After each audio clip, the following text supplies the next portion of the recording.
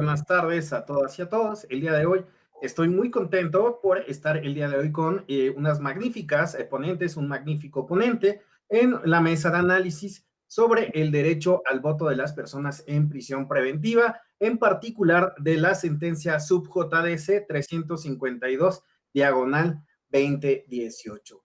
Y bueno, el día de hoy pues tenemos el gusto de tener con nosotros a la maestra Nancy Correa Alfaro, al maestro Jesús Ángel Cadena Alcalá y a la maestra Claudia Menes Salinas.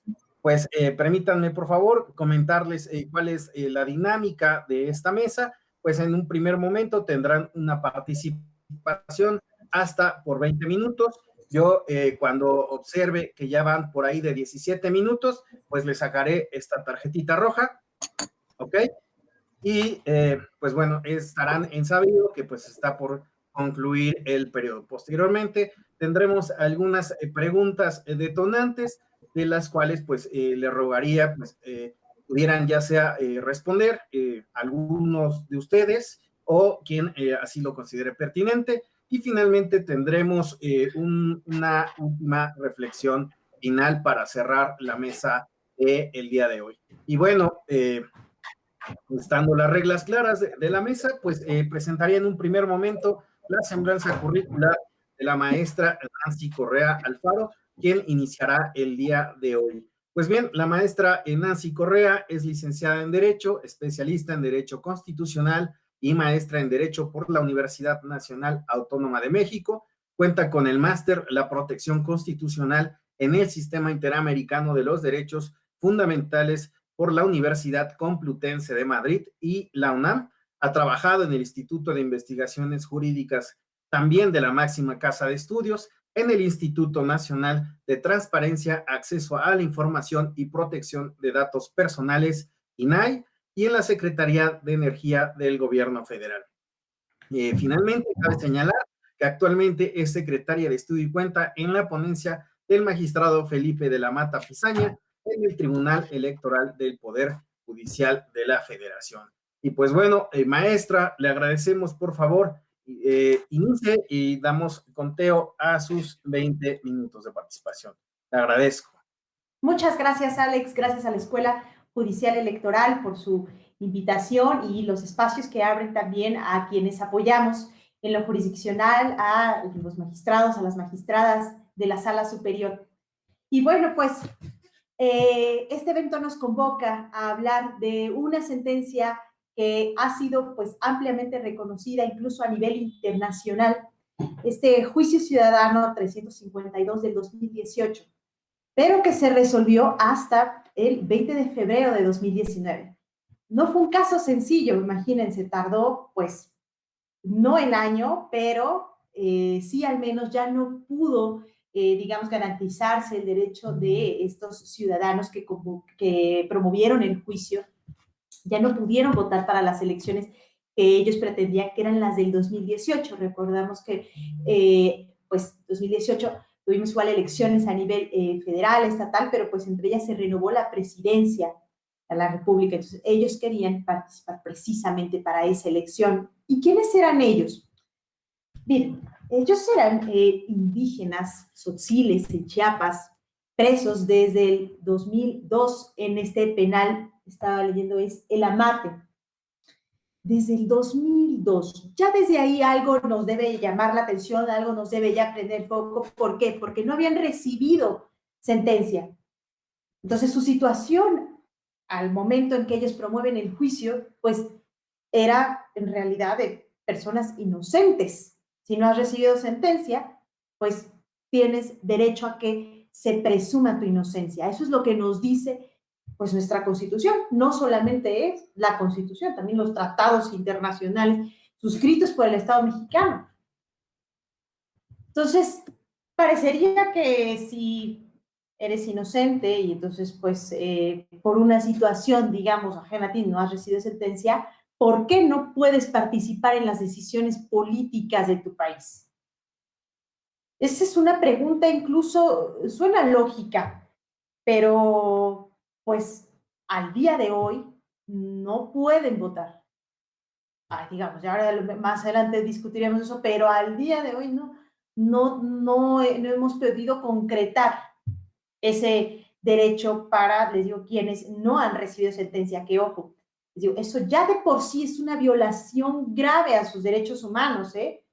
Aquí porque nos estamos enfocando el tema político electoral, pero la situación de que permanezcas en una situación, digo, sí, exacto, en una indefinición de tu situación legal, digo, esa es la mayor injusticia y en la cual deberíamos tener los ojos abiertos y estar exigiendo pues también a las autoridades, pues les digo que resuelvan la situación de estas personas, pero bueno, les digo, ellos acuden pues al tribunal electoral acusando ¿qué? Acusando la omisión del Instituto Nacional Electoral de garantizarles su derecho a participar en las elecciones. Y la Sala Superior resuelve en plenitud de jurisdicción, es decir, estos casos de omisiones piensen que en realidad no hay un acto propiamente, ¿no? Digo, las personas en prisión tienen también el tema de que pues, no tienen credencial para votar, ¿cómo la van a sacar? ¿No? Digo, los que ya la conservan, pues, previo a que fueron presos, ¿no? Sí, pero en realidad, pues, una vez ahí dentro y si vence y eso, pues, son personas, digo, que dejan de existir. Entonces, en realidad, pues, no tienen ni credencial para votar, ¿no? Y les digo, no, obviamente, pues, no pueden, no, al estar presos, pues, no pueden ir a votar ni a solicitar su credencial. Entonces, bueno, el tribunal lo que hace, les digo, en esta sentencia, que se tardó mucho tiempo, ¿por qué? Porque requirió de concentrar las visiones también pues, del pleno de la sala. Fue una decisión en mayoría, pero pues estas decisiones importantes, sobre todo porque iba a generar una obligación para la autoridad electoral nacional de concretar esto, y estamos todavía en un proceso ¿no? Por primera vez en este 2021, pues la prueba piloto que ordenó esta sentencia ya se llevó a cabo y todavía falta pues que se contabilicen esos votos que ya se emitieron, pero vamos por etapas. Pero quiero que piensen en que cuando una decisión jurisdiccional implica también el quehacer de otras, un tema presupuestario, un tema también de colaboración, incluso no solo de la autoridad electoral, sino de la autoridad de seguridad, bueno, de la Secretaría de Seguridad Pública, ¿no? Que son quienes administran todos estos centros penitenciarios. Se da cuenta que involucra entonces a más de una instancia. No es lo mismo con estas sentencias declarativas que dicen tal ciudadano se le expida su credencial para votar y listo, ¿no? O tal ciudadano, no sé si cumple con el requisito de residencia, ¿no? Es decir, no estamos generando obligaciones en realidad, les digo, que impliquen un gasto o que impliquen una colaboración de más de una autoridad y sobre todo, pues aquellas en las cuales el tribunal en realidad no tiene realmente ¿cómo decirlo? Pues una jurisdicción. Entonces, por eso requirió tiempo. Incluso uno de los votos particulares lo que señala es eso, que en realidad estas personas, o sea, que ya se debía haber desechado el juicio, porque ya no podían ver satisfecho su interés, ¿no? Que era poder votar. Pero bueno, esta sentencia entonces fue más allá del efecto en concreto para estas dos personas, porque en realidad ya no lo pudieron ver satisfecho, sino que generó lineamientos y obligaciones y, pues yo diría incluso, decirlo, pues legisló de manera negativa, ¿no?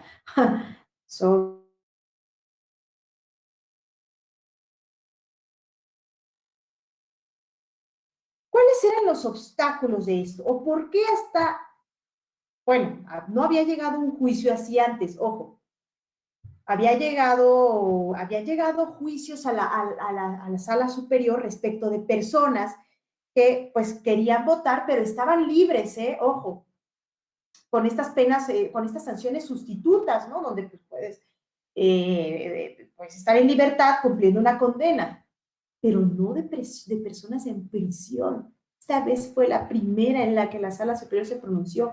Incluso había jurisprudencia ¿no? Que hablaba, sí, les digo, de que no se suspenden los derechos políticos siempre y cuando no estés privado de tu libertad. ¿Pero por qué? Por una cuestión lógica, un impedimento material, de que cómo les garantizábamos pues eso si las casillas no se instalan en los centros penales, ¿no? Bueno, en los centros penitenciarios. Entonces, estábamos pensando en una cuestión de un impedimento material y además no había llegado el caso. Entonces, ¿cómo le decimos a esto? El estado de la materia al momento era, les digo, únicamente para personas en libertad cumpliendo pues una sanción sustituta, ¿no? Pero no para no para las personas en prisión preventiva. Y es que nuestra Constitución además es muy clara en el artículo 38 constitucional. En el artículo 38, en la fracción segunda, nos habla de la suspensión de los derechos políticos y nos dice claramente que son, bueno, que entre ellos están a quienes están sujetos a un proceso penal, tienen suspendidos sus derechos políticos. Esto está a nivel constitucional. Digo, para quienes están empapados en este tema, pues, del control constitucional, ¿no? Pues sabemos perfectamente que hasta el momento la Suprema Corte ha dicho que restricciones constitucionales, pues, no pueden ser sujetas de control constitucional, ¿no? Parecería que esto se trataba entonces de una restricción y que no hubiera habido, no hubiera sido posible hacer una interpretación como la que realizó la Sala Superior, ¿no? Atendiendo, le digo, a este criterio, ¿no? La contradicción 293. Pero, ¿qué fue lo que analizó también la Sala Superior? Que bueno, pues incluso las restricciones constitucionales ameritan o es factible que puedan pasar por este tamiz de una interpretación pro persona, incluso estos casos. Y que además, pues, la Constitución como un documento, como un texto en evolución, debemos leerla no solamente, digamos, en su literalidad, sino también a la luz, pues, de otros derechos, de otros principios y sobre todo, les digo, eh, como, pues sí, pensando en su evolución, pensando en que hacia dónde vamos en materia de protección de los derechos humanos. Recordemos, pues, que uno de los principios a los que están obligadas las autoridades, todas en nuestro país, es el proteger los derechos humanos de manera progresiva. Entonces, cuando tú reconoces en realidad un derecho, como por ejemplo el caso de las personas que se encuentran en libertad, ¿no? Cumpliendo les digo, o sea, que están sujetas a un proceso, pero en libertad. Bueno, el caso, por ejemplo, de estas personas que la Sala Superior ya había dicho, bueno, tienen derecho a votar, no tienen suspendidos sus derechos políticos. Hasta ahí habíamos llegado ya. ¿Qué es lo que exige el principio de progresividad? Vea más, vea más. Y además, establece un diálogo incluso, pues sí, con tratados internacionales, con la interpretación que ha realizado la Corte Interamericana, pero también revisa cómo en otros países incluso se ha manejado el tema, ¿no? Y ahí, pues, pudo ver la ponencia, el magistrado, que pues, realmente estábamos quedándonos un poco rezagados sobre el reconocimiento de los derechos políticos para las personas en prisión. Porque uno, ya en otros países está garantizado no solo para las personas en prisión, sino, bueno, prisión preventiva, sino para aquellos que incluso ya recibieron sentencia. Que también la Corte Interamericana ya se había pronunciado al respecto, ¿no? Diciendo que claro que se les debe garantizar, ¿no? El derecho a votar a las personas en prisión. Y pues con otra, que nuestro propio texto constitucional, pues en su artículo 20 nos habla claramente del principio de presunción de inocencia. Porque si eres inocente se te va a condenar, se te van a suspender tus derechos políticos. Entiendan, es una sanción, es una sanción. El que tú ya no puedas participar en tu comunidad, en realidad ya desde ahí te están castigando. ¿Por qué te van a castigar si nadie ha decidido sobre tu culpabilidad? Era entonces una lectura armónica de esta restricción o de esta sanción, ¿no? Pena adicional, pues a la luz, les digo, de este otro principio que está en el artículo 20, apartado B, fracción primera, ¿no? Entonces, toda persona imputada es inocente mientras no se declare su responsabilidad. Y a partir de ahí, entonces, y también de considerar que las personas en prisión preventiva, pues en realidad se trata de un grupo vulnerable. Esta situación de vulnerabilidad, pues les digo, qué peor injusticia, ¿no? Que no haber recibido sentencia, pues con mayor razón exige que les demos voz, que les permitamos, ¿no? Exigir también a través del voto a las autoridades que pues respondan también a sus intereses. ¿Cuál es la principal vía para comunicarnos, les digo, con nuestros gobiernos, si no es a través del voto? ¿Por qué estas personas que de por sí ya es un riesgo para su vida estar en reclusión, ¿no? Porque sabemos además que las condiciones carcelarias en nuestro país sin duda se alejan de un paraíso, ¿no?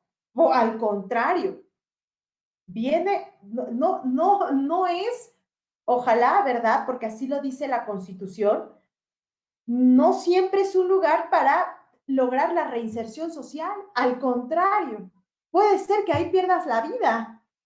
Entonces, ¿qué mejor forma de permitir que estas personas que están siendo sujetas a una gran injusticia exijan a través de su voto cambiar un poco esas condiciones? Y que, claro, también eso va a exigirles a los actores políticos a que se comuniquen también con ellos, a que también sus propuestas políticas las dirijan también a ellos, porque, claro, ya cuando hay un voto de por medio, ellos van a ser los primeros interesados en formular, ¿no? Una plataforma electoral o unas propuestas políticas que atiendan también a este grupo, que además no es menor, ¿eh?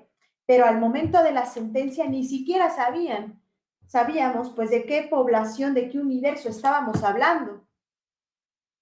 Imagínense, es una sentencia que además pues les va a despertar un poquito a las autoridades a por lo menos tener un censo sobre ellas, ¿no? Entonces, por eso había que hacerlo no de manera precipitada. Estas son de las decisiones que, les digo, requieren tiempo. Y este año, pues incluso también fue materia de discusión, por ejemplo, el voto electrónico.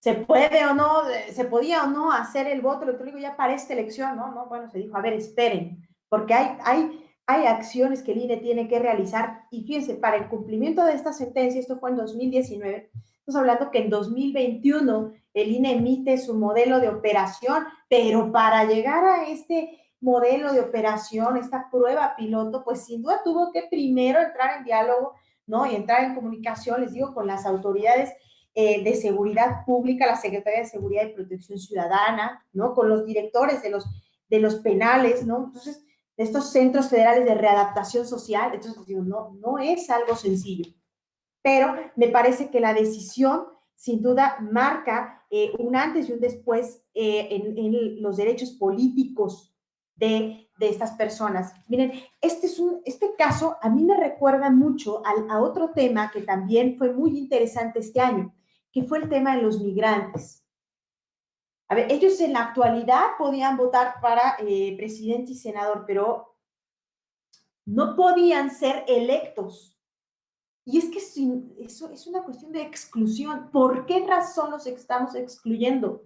Son esas preguntas que, pues, la verdad, pues nuestros textos constitucionales, nuestras leyes, van rezagadas, les digo, en eso, en la protección de los derechos humanos. Porque si hoy día tú preguntas, ¿por qué no pueden votar los que viven en el extranjero? ¿Pierden la ciudadanía cuando se van del país? ¿Es una causa de pérdida de la ciudadanía? No, no lo es, pero al menos en la ley no les está reconocido eso. Entonces, esta sentencia, les digo, a la luz de preguntarse bajo una cuestión lógica de por qué no pueden votar si son inocentes y por qué están recibiendo ya una pena, ¿no? Entonces, bajo estas preguntas, ¿no? Y bajo revisando pues estos criterios, incluso también de la Suprema Corte, que tampoco había llegado hasta ese punto, ¿eh? La Suprema Corte ha hecho, a ver, lo mismo, ¿no?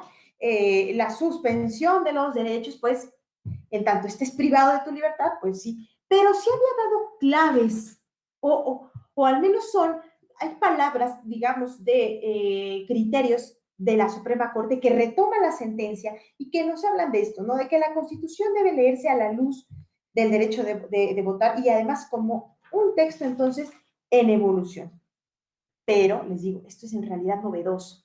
No había habido un criterio antes que pudiéramos decir esto solamente, esto se basa en algún precedente. No, es más bien una interpretación de instrumentos internacionales y pues de criterios de la Corte Interamericana y del Tribunal también Europeo de Derechos Humanos, ¿no? El caso Hearst, por ahí también, al ratito si quieren lo comentamos, pero fueron sentencias entonces que se leyeron bajo, digamos, una óptica de decir, también podemos. También México puede ser un caso más, ¿no? Que no respaldado en una legislación, sino en una sentencia, implemente pues esta obligación para, para la Autoridad Electoral Nacional. Y les digo, pues, febrero de 2019, febrero, fíjense que es un mes como activo, ¿no? Porque la sentencia de migrantes también fue de febrero de este año, 24 de febrero, y esta fue del 20 de febrero de 2019 y la de migrantes fue el 24. Entonces, parecía que febrero es como un buen mes, bueno, ¿no? Al menos yo lo recordaré por esas dos sentencias. Y pues no sé, Alex, si haya agotado el tiempo, pero pues, quiero dejarte un tema para. Muchas gracias, maestra.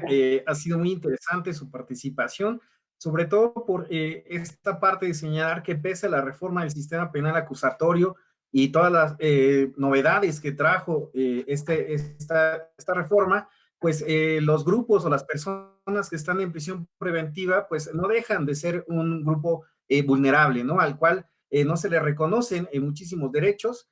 Y bueno, como señalaba, él tiene dos especialidades, en justicia constitucional por la Universidad de Castilla-La Mancha, en justicia constitucional y tutela de derechos fundamentales por la Universidad de Pisa, Italia, y en derecho de amparo por la Universidad Panamericana Campus Ciudad de México. Se desempeñó en diversos cargos en la Suprema Corte de Justicia de la Nación, es catedrático de la Suprema Corte en la Universidad Latina de América, Campus Morelia, Michoacán, y en la Facultad de Estudios Superiores de Aragón, por lo tanto era más que necesario tenerlo el día de hoy.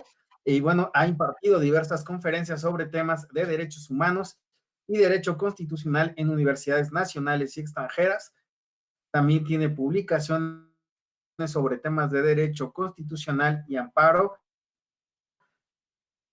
entre otros temas, actualmente del Poder Judicial de la Federación. Por favor, maestro. Muchas gracias, Alexander, por la amable presentación, muy nutrida. Primero quiero agradecer a la Escuela Judicial Electoral por haberme invitado a esta mesa debate de una sentencia que yo lo he clasificado como un leading case de la Sala Superior. También me congratulo de estar con la maestra Claudia, con la maestra Nancy en esta mesa debate.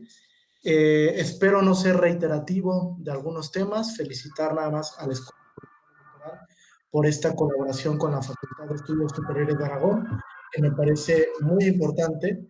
Y desde esta tesitura, pues abordaré algunos puntos esenciales, tal vez un par de los que ya mencionó la maestra Nancy. Y bueno, para iniciar, les quiero mencionar que por una cuestión pues de metodología, dividí la participación en 8 puntos esenciales que pude visualizar en esta sentencia. Voy a partir de una pregunta esencial que, digamos, es el punto medular, el problema jurídico que se le plantea a la Sala Superior.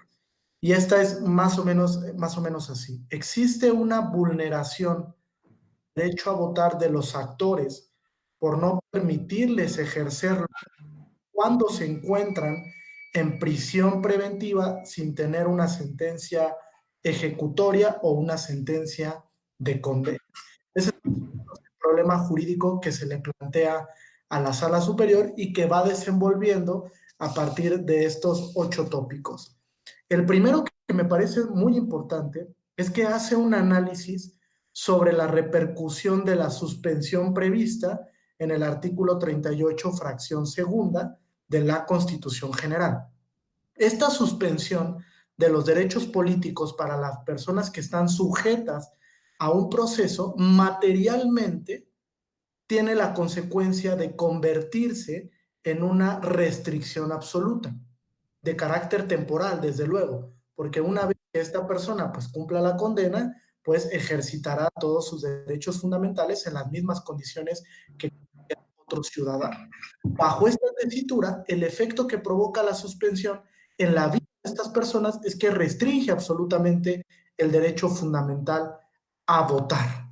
Bajo esta condición, debemos entender que una de las particularidades esenciales que menciona el Sistema Interamericano de Derechos Humanos cuando habla de restricciones es que únicamente puede restringirse el derecho a ser votado, entre otras circunstancias, cuando se emite una decisión por una autoridad judicial competente.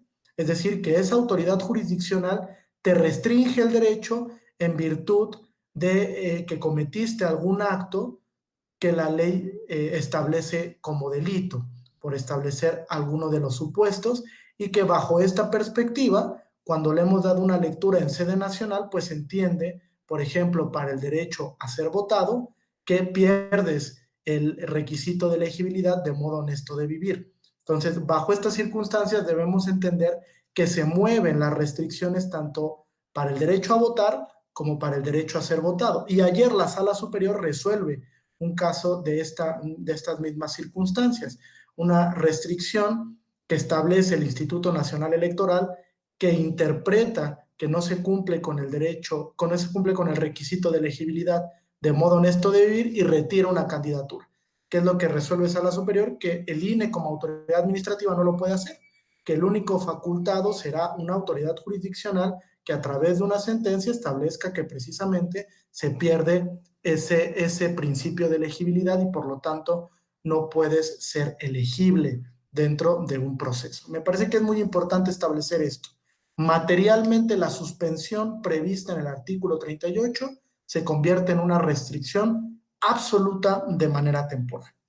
El segundo tópico que se visualiza muy importante y que ya lo mencionaba la maestra Nancy, es que estamos frente a un grupo en situación de vulnerabilidad, por 2 categorías, no por una, porque se trata de grupos originarios tzotziles y además porque de una lectura amplia de las categorías de protección a la luz del artículo 1 constitucional y 1 de la Convención Americana, establecemos que las personas en prisión también son grupos en situación de vulnerabilidad por diferentes circunstancias, principalmente porque se encuentran en un ambiente que no es óptimo para el ejercicio de sus derechos, porque la Corte Interamericana ha entendido que en América Latina existe un fenómeno en el que los centros penitenciarios pues no son instituciones viables para que las personas realmente ejerciten los derechos a pesar de que se encuentren en una situación de pena corporal o de privación temporal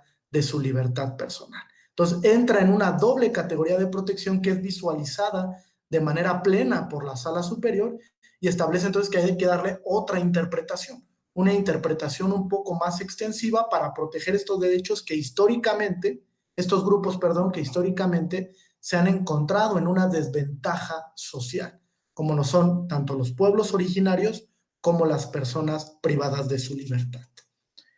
Para el tercer punto, la Sala Superior hace una interpretación sistemática bien interesante del artículo 38 a la luz del 35 y el 23 de la Convención Americana, el 35 de la Constitución General y el 23 que conforma también parte del parámetro de regularidad constitucional.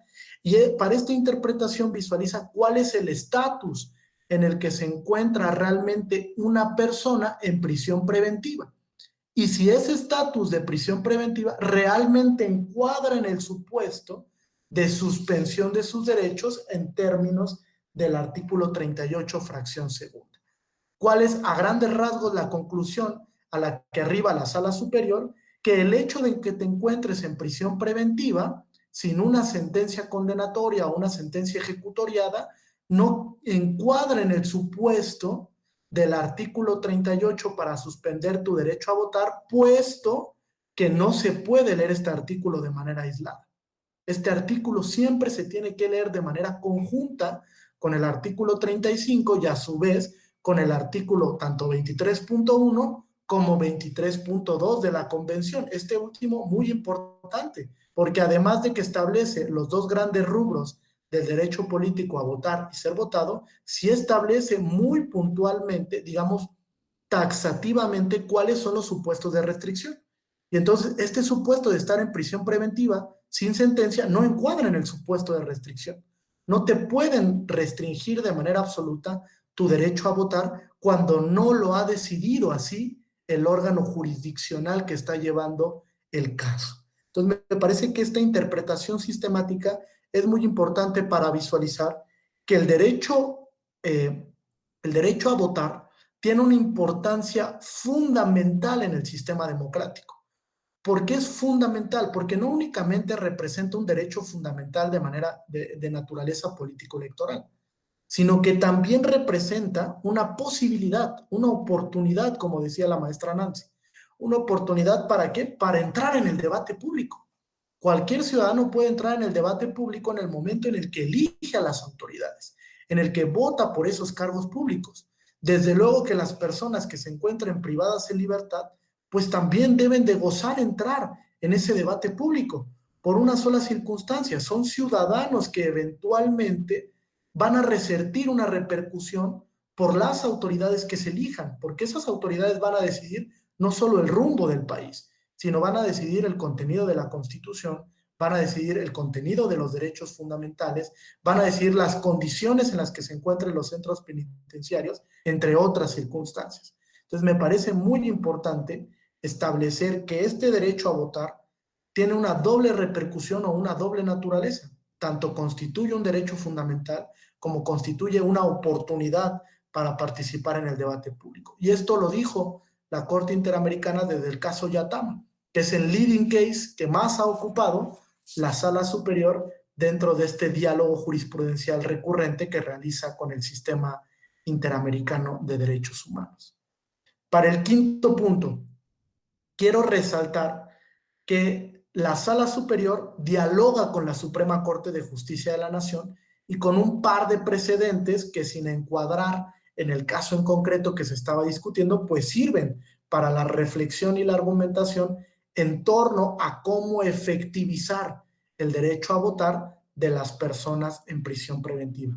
Principalmente la acción de inconstitucionalidad 33 del 2009, que es esta sentencia emblemática donde la Suprema Corte estableció que la suspensión de derechos políticos prevista precisamente en este artículo 38, fracción segunda, únicamente se actualiza cuando materialmente la persona se encuentra privada de su libertad, por el obstáculo formal que estableció la maestra Nancy, ¿no?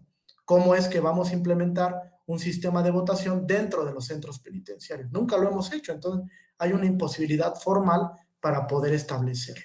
Me parece que el contexto en el que se mueve esta sentencia de la acción de inconstitucionalidad en el caso que estamos analizando es muy relevante, porque la Sala Superior establece que las personas en prisión preventiva, a pesar de que formalmente estén privadas de su libertad, no se debe actualizar este impedimento que establecía la Suprema Corte.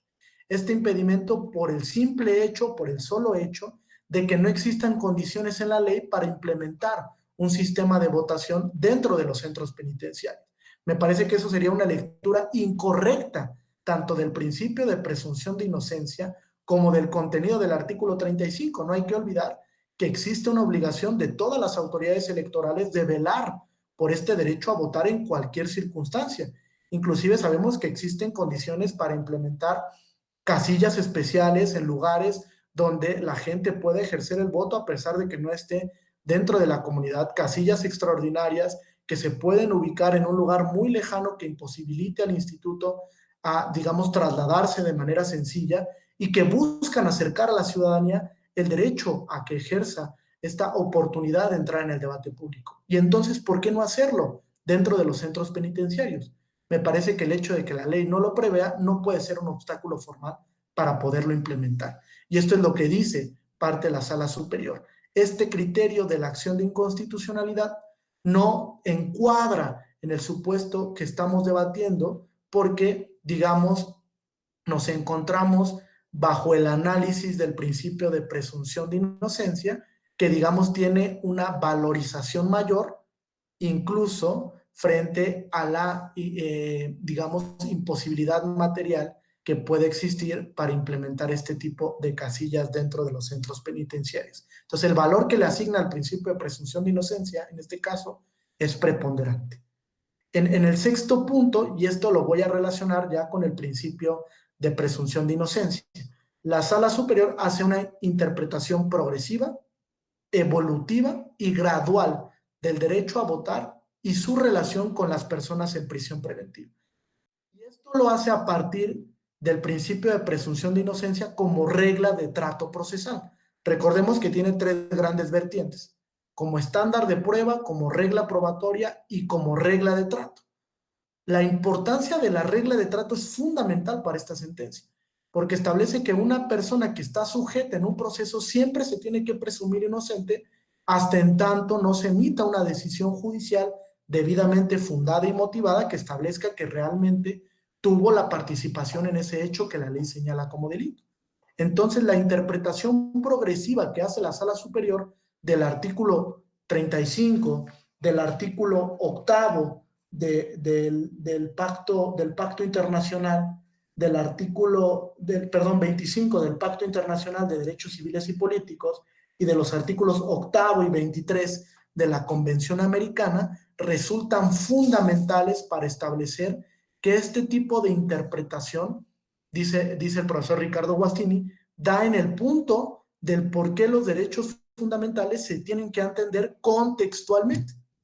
Hay que establecer cuál es el contexto en el que se mueve el derecho a votar de las personas que se encuentran en prisión preventiva. Y ese contexto es el que da la oportunidad de establecer no solamente una visión cuantitativa del derecho a votar a través de la presunción de inocencia, sino también cualitativa. ¿Cuánto tiempo ha pasado en México que sabemos que existen procedimientos muy largos, muy inconmensurables, por así decirlo, donde las personas se ven sometidas tortuosamente a la falta de decisión de una autoridad jurisdiccional, donde tienen una incertidumbre de saber cuál es la situación jurídica en la que se encuentran, si ya se va a resolver, si cometieron o no cometieron el delito? Entonces, también hay un análisis detrás cualitativo, ¿sí?, para establecer precisamente que durante mucho tiempo en México existe una mala práctica en la que los procesos judiciales penales no se desahogan en los tiempos debidos. Y tal es el caso de estas personas que estuvieron, pues, por más de 10 años en prisión preventiva sin que se resolviera su situación jurídica. Ya lo decía la maestra Nancy, imagínense estar en 10 años con prisión preventiva sin que ninguna autoridad judicial resuelva si cometiste o no el delito. Pues me parece que hay una lesión excesiva al contenido de varios derechos: seguridad jurídica, presunción de inocencia, debido proceso, libertad personal, etc. Y ahora súmenle una privación, una restricción a su derecho a ser votado. Además de todo esto, tampoco puedes participar de la vida política, tampoco puedes elegir a las autoridades, tampoco tienes la oportunidad de inmiscuirte en el debate público. Me parece que son una serie de violaciones que visualiza la Sala Superior y que dice que hay que hacer una interpretación progresiva. ¿Por qué? Porque el mandato del artículo primero te establece eso. Interpreta los derechos de manera progresiva, interpreta los derechos de manera contextual y de manera evolutiva. Y entonces le dota de contenido, fíjense esto, le dota de contenido al artículo 35, al derecho a votar a través del principio de presunción de inocencia. Hace una relación, una interrelación entre el derecho a votar y lo que representa el principio de presunción de inocencia para estas personas. Es fundamental, porque permitirles votar quiere decir que los estamos tratando como inocentes, en virtud de que no se ha definido la situación jurídica. Esto me parece que es uno de los aspectos más relevantes de la sentencia. Para el punto séptimo, nada más voy a recalcar que la Sala Superior vuelve a establecer que la suspensión de derechos no tiene que ser indebida. Es decir, que esta suspensión que se refleja en una restricción tiene que superar el principio de proporcionalidad. Si establecemos este tipo de restricciones, tenemos una guía, una remisión hacia los tratados internacionales en materia de derechos humanos, que precisamente dicen, mientras una autoridad judicial no condena a la persona, no le puede restringir sus derechos. Y es la lectura que le da. Si le damos una lectura diferente, entonces indebidamente estamos suspendiendo los derechos de este tipo de personas que se encuentran en esa situación en específico. Y finalmente, para no excederme en el tema, quiero recalcar que la Sala Superior hace en esta sentencia un extraordinario diálogo jurisprudencial. Eso sí lo quiero recalcar. No solamente con la Corte Interamericana y con el Tribunal Europeo, sino también hace un diálogo jurisprudencial transversal con otras cortes o tribunales constitucionales del mundo, principalmente la Corte Constitucional Colombiana y la Corte Suprema de Estados Unidos a través del caso O'Brien versus Skinner, que me parece uno de los más emblemáticos para establecer cómo es que se dota de contenido al derecho a votar para este tipo de personas que se encuentran en prisión. No existe una justificación válida para restringirles absolutamente este derecho. Entonces, el ejercicio de diálogo que hace la Sala Superior me parece que tiene la virtud de establecer una correcta argumentación jurídica y constitucional dentro de la sentencia para arribar al resultado. Es decir, para vincular al Instituto Nacional Electoral a que implemente este primer programa piloto para poder, digamos, generar condiciones óptimas para que las personas en prisión preventiva puedan ejercer este derecho. Y finalmente, a manera de conclusión, y bueno, esperando la segunda ronda con algunas preguntas, únicamente quiero establecer que la sentencia fue materialmente cumplida en un inicio. No es una sentencia ilusoria. A final de cuentas, hubo una muy buena coordinación entre la Sala Superior y el Instituto Nacional Electoral para establecer este programa piloto que, como dice la maestra Nancy, ya hubo quienes ejercieron su derecho a votar por las diputaciones federales en este primer proceso, en este primer arranque de la implementación de las urnas dentro de los centros penitenciarios, y que me parece que es muy importante. A veces las sentencias materialmente son imposibles de cumplir, y pareciera que esta sentencia en un inicio era materialmente imposible de cumplir por las complicaciones que tiene, no solo de carácter normativo, sino también presupuestario. Implica una erogación de gasto público importante para el Instituto Nacional Electoral y una capacidad también de los servidores públicos que ahí participan para materializar la sentencia. Entonces, me parece que es muy importante esto. No se trata de una sentencia ilusoria, porque se pudo materializar en este primer arranque piloto, y esperemos que se logre materializar para el próximo proceso electoral en 2024, en el que ya haya más condiciones para ejercer no solo los cargos de diputados federales, sino también de presidente de la República y los cargos a nivel local. Muchas gracias, Alexander. Hasta aquí dejaría mi primer participación. Muchísimas gracias, maestro Cadena. Sin duda ha sido muy interesante, muy clara la explicación que nos ha dado de la sentencia, sobre todo porque nos explica cuál es la lectura sistemática que hace la Sala Superior del Tribunal Electoral del Poder Judicial de la Federación para poder comprender primero el marco constitucional y, a la luz del marco convencional, para de esa forma poder derribar la barrera que tenían estas personas que se encuentran en situación de privación de su libertad, pero que no han sido sentenciadas. En consecuencia, ¿cómo es que ellas no pueden acudir a votar? Y bueno, pues lo que hace esta sentencia es ir más allá, ¿no? Derrumbar estos muros físicos que tienen estas personas, esta población, y que, pues bueno, mediante esta lectura, pues tenemos una sentencia que, como bien ha señalado en su cierre, pues está materializándose de forma que está tutelando el derecho político electoral de estas personas de poder votar. Muchísimas gracias, maestro, ha sido muy interesante. Y bueno, a continuación, pues vamos a darle la palabra a la maestra Claudia Menes Salinas. Me gustaría leer su síntesis curricular.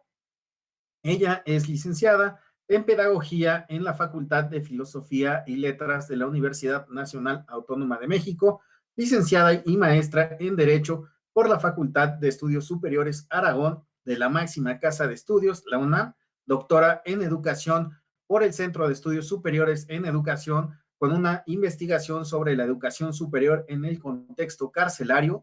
Realizó estudios de especialidad en materia civil en la Facultad de Derecho de la Universidad Nacional Autónoma de México y es profesora de asignatura de la licenciatura en Derecho en instituciones públicas y privadas, destacando la Facultad de Estudios Superiores Aragón y la Universidad Autónoma de México, Autónoma de la Ciudad de México, impartiendo las materias de Derecho Mercantil Penal.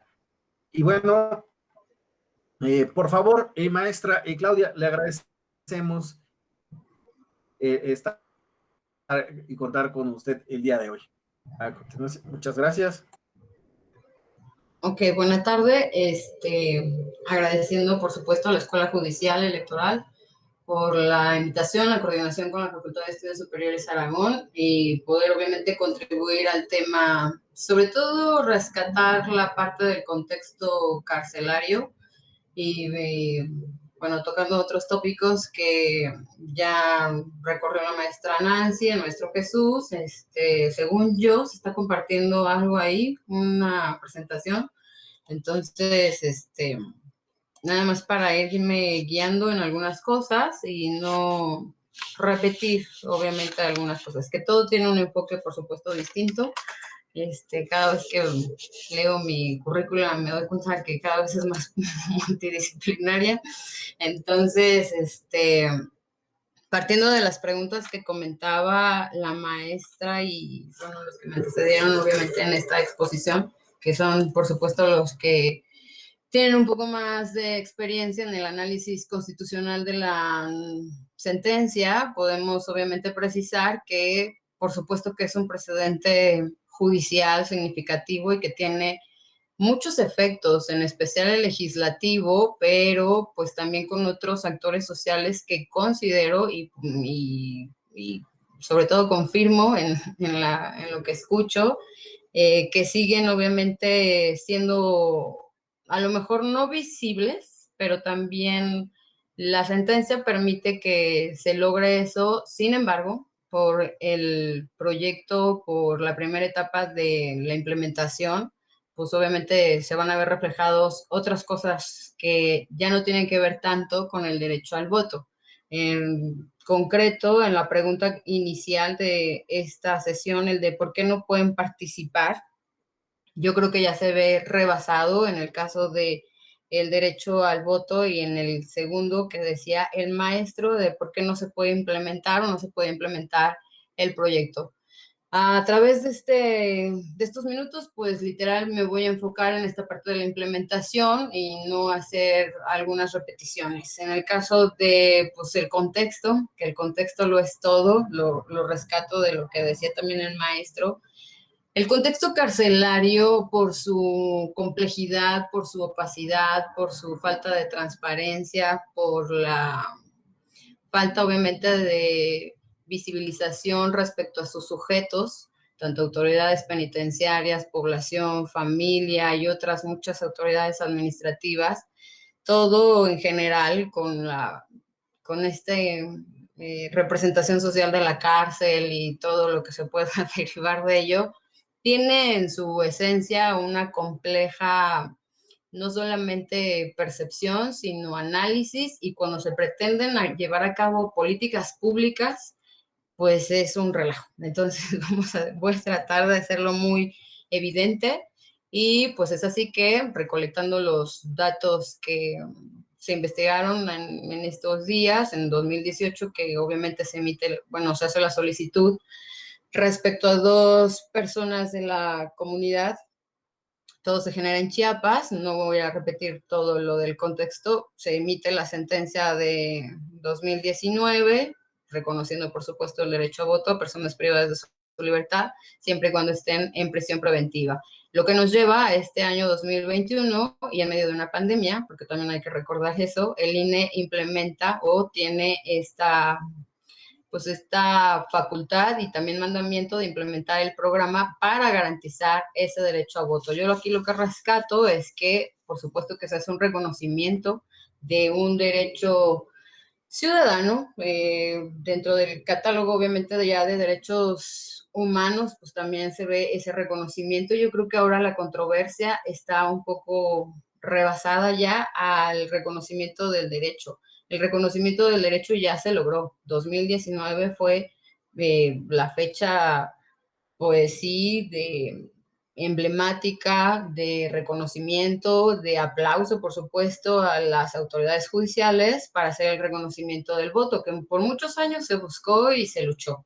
Y ya para el caso del 2021, el problema ahora es no solamente que tenga ya reconocido el derecho al voto, sino garantizar el pleno ejercicio de derecho a votar. Entonces, dentro de esta sentencia, independientemente de lo que ha manifestado el maestro, yo encuentro 4 puntos en sí. Lo del problema que quedó obviamente muy establecido.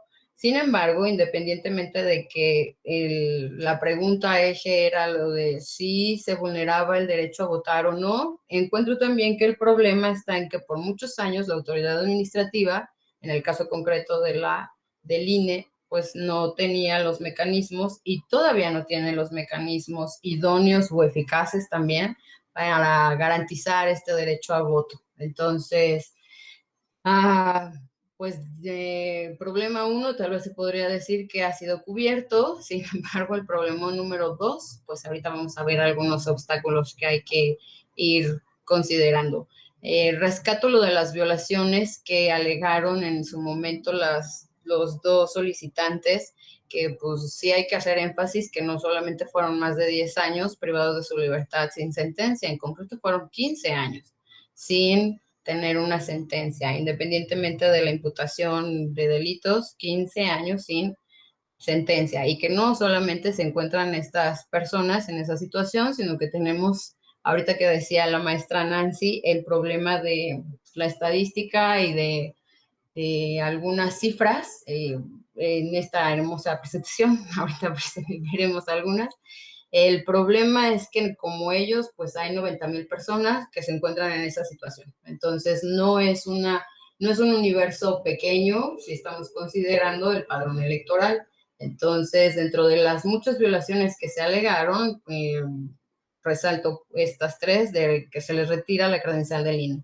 Para nadie es oculto que cuando están siendo investigados, detenidos, ya posteriormente presentados a lo mejor a agencias del Ministerio Público y posteriormente ingresos a centros de reclusión, se les quita todo, no solamente se les quita la credencial del INE.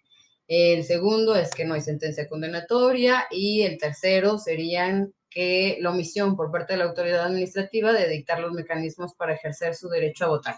Entonces, es un cúmulo de violaciones que si bien la sentencia aborda uno y tiene como efecto otro que ya va a inmiscuir otras autoridades administrativas, del excelente análisis que hace el maestro, pues no hay más que rescatarlo de la violación al marco legal.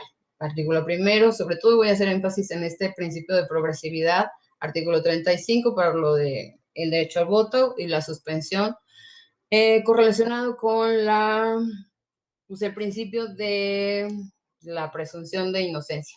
En el caso específico de la progresividad, no hay que olvidar que las autoridades tienen no solamente la obligación de proteger o reconocer derechos humanos, sino también de, pues obviamente, impulsarlos, protegerlos, divulgarlos, y son un sinnúmero de obligaciones que se desatan del artículo 1 constitucional, de la convencionalidad también. Entonces, solamente a veces se llega a ver el reconocimiento de que por parte de la autoridad judicial que se hizo el reconocimiento, pero falta obviamente la otra parte de la autoridad administrativa.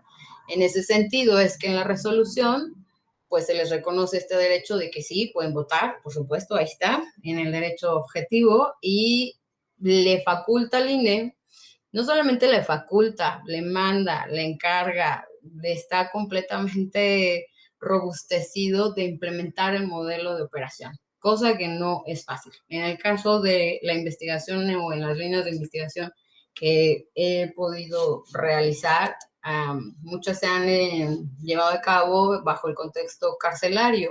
Entonces, algo que se debe de tener, ay Dios, creo que no respondes. Ahorita, esperemos con calma. Ahí está. Que en la implementación de políticas públicas derivadas del reconocimiento de derechos humanos se deben de tener en consideración muchos factores.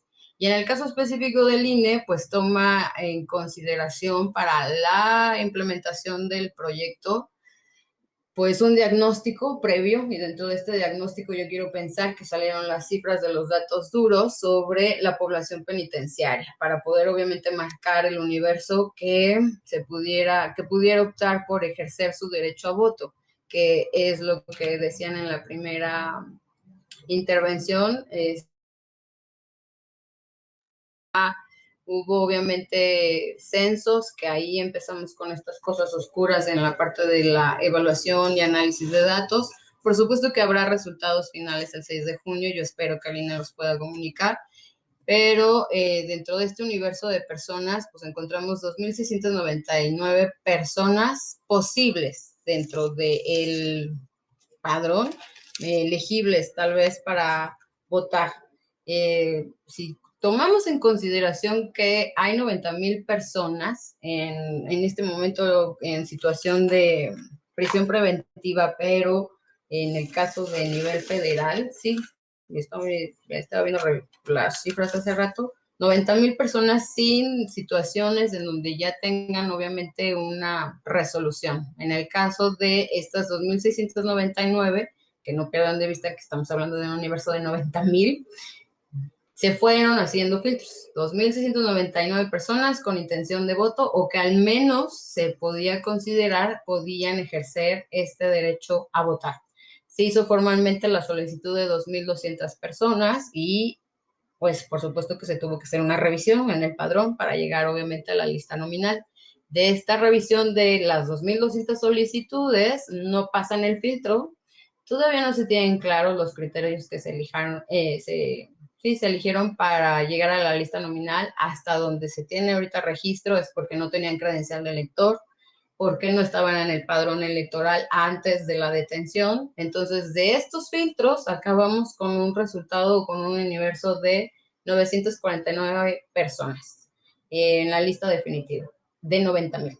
Entonces, pues ahí vamos a empezar a hablar de eficacia de las políticas públicas y que, insisto, esta primera parte del reconocimiento del derecho al voto, por supuesto que deja un precedente importante, pero ya en la ejecución, pues empiezan a presentar otras violaciones a derechos humanos. Entonces, si hablamos de 949 personas, que fue lo que se tomó para la muestra y para este primer momento del programa, se decidió que lo más idóneo era lo de el voto por vía postal en la temporalidad del 17. Hay que considerar aquí también las fechas, era 17 y 18 de mayo, se extendió a 19 de mayo por las condiciones del CEPERESO de Sonora y los materiales requeridos, una boleta electoral, un instructivo y el folleto informativo. ¿Ok?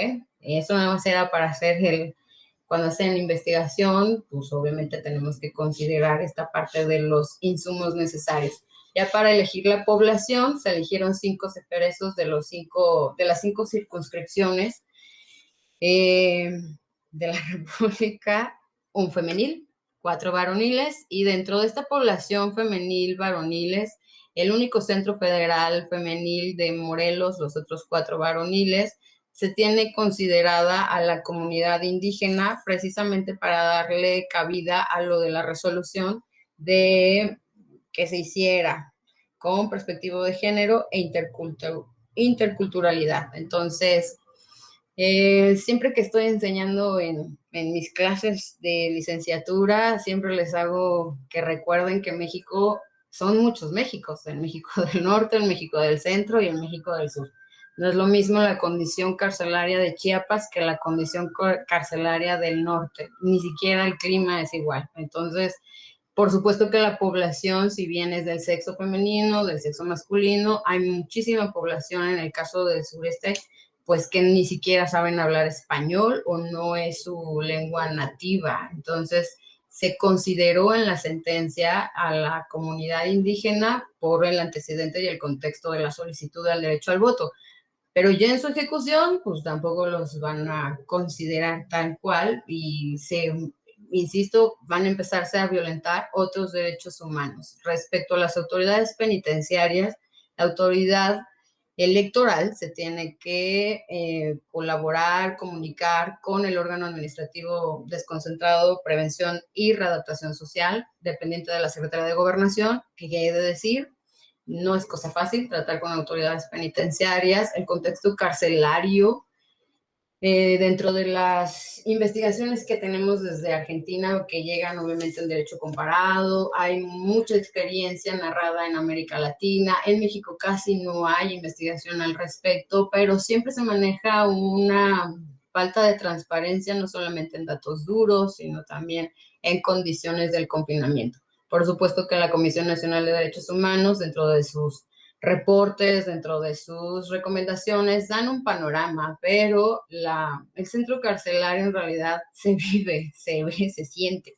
Y es un contexto de inseguridad, de ingobernabilidad, pero sobre todo de mucha movilidad. Entonces, cuando se hizo, en el caso de mandarle al INE a hacer la implementación del programa, se supone que se tienen que agotar estos criterios o bajo los criterios de gobernabilidad, seguridad y algo que hay que tomar muy en cuenta, el protocolo sanitario.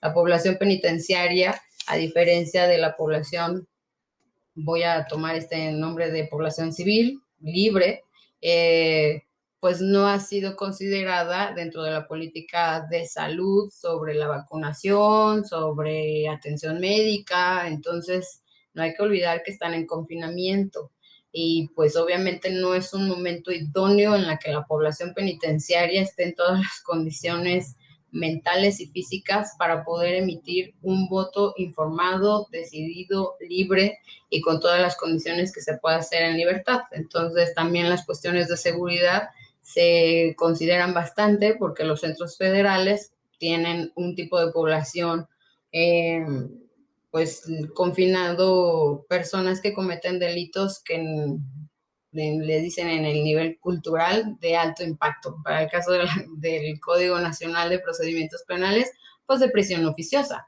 Estamos hablando de personas que se encuentran privadas de libertad por secuestro, trata de personas, genocidio, terrorismo, bueno, genocidio así es contemplado en la ley. Lo más que se encuentra, pues secuestro, privación de la libertad en su forma de secuestro, delitos contra la salud en su forma de narcomenudeo, otros delitos violentos, delincuencia organizada. Entonces sí es para rescatar y visibilizar el contexto carcelario. O sea, insisto que la sentencia es un precedente legislativo, judicial, en donde por supuesto que el problema ya no está en el reconocimiento del ejercicio pleno del derecho, pero de ahí a que se pueda implementar, pues por supuesto que hay que tomar en consideración otras variables. Al respecto de los ceferesos, es INE junto con la Comisión Nacional de Derechos Humanos, dentro de algunos documentos oficiales y públicos, se pudo hacer la concentración de la circunscripción en Sonora, donde tenemos 260 personas que votaron, bueno, que estaban contempladas. Guanajuato 356, Chiapas 91, Morelos las 148 mujeres, Michoacán 95 personas. Algo que gusta mucho en la investigación, por supuesto, son los datos duros, decía el maestro hace rato, para el enfoque cuantitativo y que nuestros datos cualitativos o nuestros resultados cualitativos puedan ser respaldados. Por supuesto que el INE en este primer ejercicio es un piloto, hay que comprenderlo en toda investigación y en toda, pues, primera parte de una evaluación, ya sea diagnóstica, sumativa o final, tienen que, continua, perdón, tienen que ir haciendo ajustes. Entonces, dentro de los resultados que están comunicando INE, los primeros, de este universo de 2.699, y que no olvidemos que eran 949 personas elegibles o que más bien pudieron votar, solamente están participando el 34% de ese universo. Hay un fenómeno que surgió, una variable dependiente hay 166 demandas, no se comunican bien los datos, insisto en esta parte de la falta de transparencia, 166 demandas que no los dejaron pertenecer a la lista nominal, entonces también ahí tendríamos que ver exactamente el seguimiento, la causa, por cuál fue la controversia y cómo se va a resolver. Hasta ahorita el INE ha señalado que tiene los votos resguardados y que el 6 de junio serán contados. Por supuesto que igual también el otro órgano observador, que yo no encuentro fundamento para que el observador sea la Comisión Nacional de Derechos Humanos, dentro de los resultados que da su tercera visitaduría, 766 personas de esas 949 que eran contempladas solamente pudieron ejercer el voto. 148 mujeres, el resto son los varones. No hubo incidencias y que se garantiza que fue libre y secreto. ¿Ok? Y eso es literal por los datos de la autoridad pública que siempre se cuentan y se comunican. El otro lado de la moneda, que son las organizaciones civiles y la sociedad civil que están dándole seguimiento al proceso de implementación.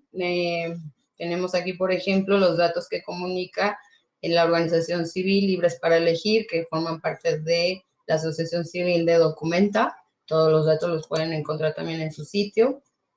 Señalan que dentro del ejercicio ya en la práctica y con la comunicación que tienen en la población penitenciaria, pues primero las recomendaciones es que no los dejaron ser observadores. No es posible que a pleno siglo XXI, con todas las normas de acceso a la información, compromisos internacionales, por supuesto, sigamos en un ambiente de opacidad, no solamente en el sistema penitenciario, sino también en el sistema electoral. Entonces, los observadores desde el ámbito civil son sumamente importantes. El papel de la sociedad civil y de los demás sujetos que intervienen en el contexto carcelario es importante para los que están recluidos.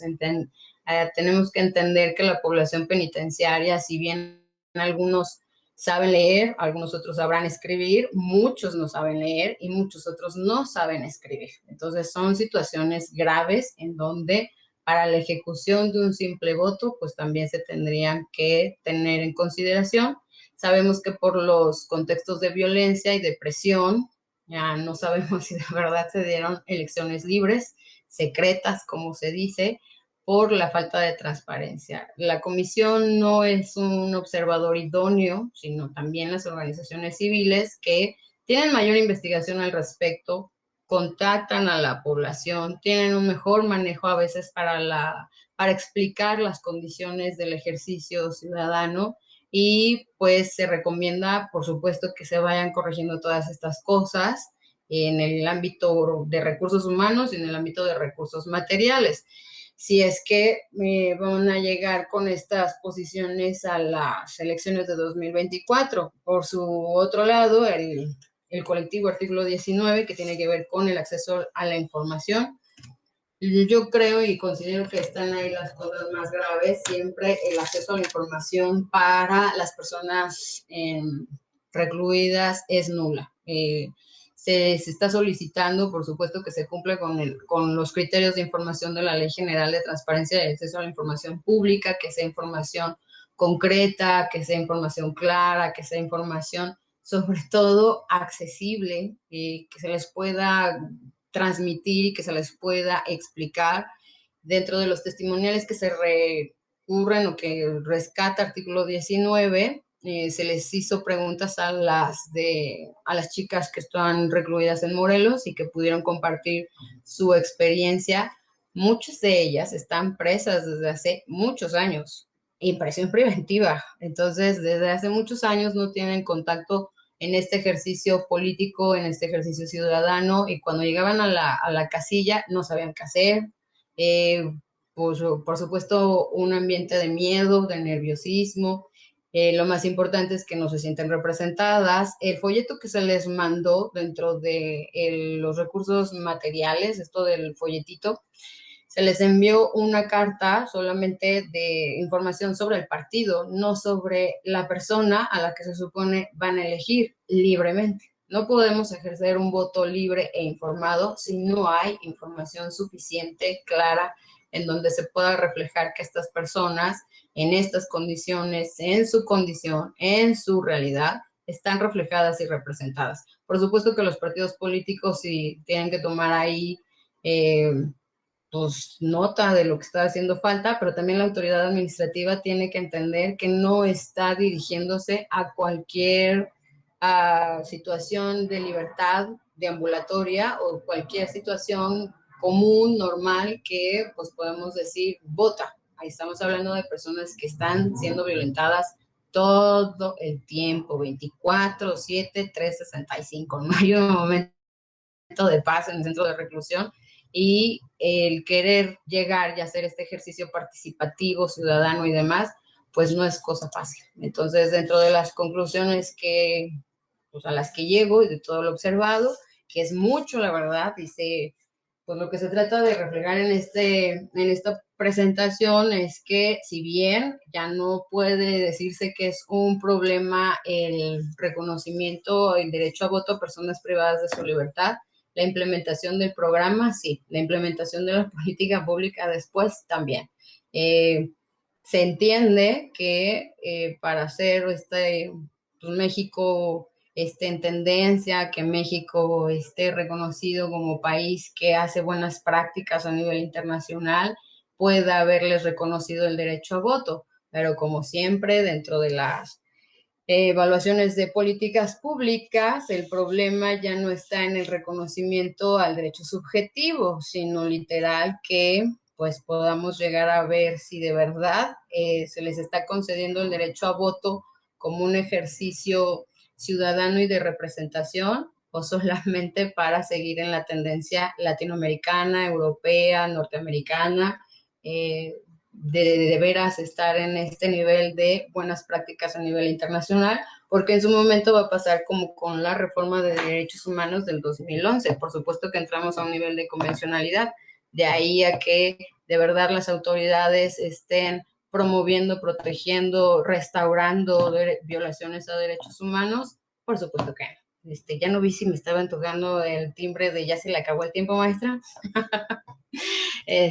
Solamente para concretar estos 3 puntos, los efectos de la sentencia que veo, se promueve el voto activo, y de estos puntos positivos, si podemos ponerlo, por supuesto que el reconocimiento a la ciudadanía es una de estas cosas que se aplauden, la visibilidad de la población penitenciaria. Yo creo que la perspectiva de género que no se puede dejar fuera, se garantice el ejercicio cívico, pero no se considera, creo, a manera consciente y con los datos duros que tenemos todos los días, que el 42% de las personas se encuentran en prisión preventiva, de un universo de 90,000. El problema es que tenemos una movilidad de la población todos los días hay una movilidad de la población penitenciaria. Se necesita estar también en contacto con la familia es el intermediario para que pudiera funcionar a veces el programa, y yo creo que el área más grande de oportunidad y que siempre se le ha hecho énfasis al sistema penitenciario y ahora la autoridad administrativa reflejada en el INE, pues la transparencia. La información lo es todo para que, por supuesto, puedan ejercer de veras un reconocimiento pleno a este derecho a voto informado, consciente y libre. Y si no se tienen estas condiciones dentro del contexto carcelario, se ve difícil y pues no se intenta, no hay que llegar a una simulación de el voto en realidad, de ejercer el voto por ejercer el voto, de reconocer el derecho a votar por solamente reconocerles el derecho, sino literal que se vuelva, decía el maestro hace rato, es una de las sentencias que no solamente reconoce, declara un derecho, sino que también genera otras obligaciones, y que son de las poquitas sentencias que se pueden llevar a cabo en una política pública o en una implementación. Pero todas las políticas públicas pasan por etapas, por fases. Yo creo que sí es importante ver los resultados que vaya a dar INE el 6 de junio sobre todos estos datos y sobre todo darle la importancia de vida a todos los sujetos que intervienen, en especial a la sociedad civil a través de estos colectivos y también obviamente desde la academia, ¿no? Que muchos formamos parte de ella, porque si no, entonces la autoridad no escucha a veces. Y pues es por mi parte todo. Muchas gracias. Muchas gracias, maestra. Ha sido bien robusta su exposición, sobre todo en esta evaluación y consideraciones que da en torno a, como usted lo menciona, la aplicación, bueno, más bien la implementación de políticas públicas por autoridades electorales, lo cual, pues bueno, es algo bien interesante y que pues merece ser estudiado muchísimo más a profundidad y sin duda alguna, pues usted nos está dando los parámetros por dónde ir. Le agradezco muchísimo esta participación. Y pues bueno, a continuación tendremos algunas preguntas detonantes que pues bueno, pueden ser contestadas libremente, quien así lo desee. Y pues bueno, formularé tres inicialmente, después otras tres. Finalmente tendremos una ronda para algunas reflexiones. Y bueno, las primeras preguntas que me gustaría formular son, ¿por qué un tribunal electoral resuelve temas de derechos humanos? Hay una publicación del Tribunal Electoral, del TPJF, de 2019 y aborda este tema, y esta pregunta me parece fundamental porque, bueno, si esta semana de la Escuela Judicial Electoral está encaminada a los alumnas de esta universidad y de otras universidades que puedan verlos, tal vez pudiera no quedar tan claro, ¿no? ¿Por qué un tribunal electoral resuelve este tipo de casos? Otra pregunta es, ¿cómo debería de ser asimilada esta decisión, esta sentencia del TPJF por la ciudadanía?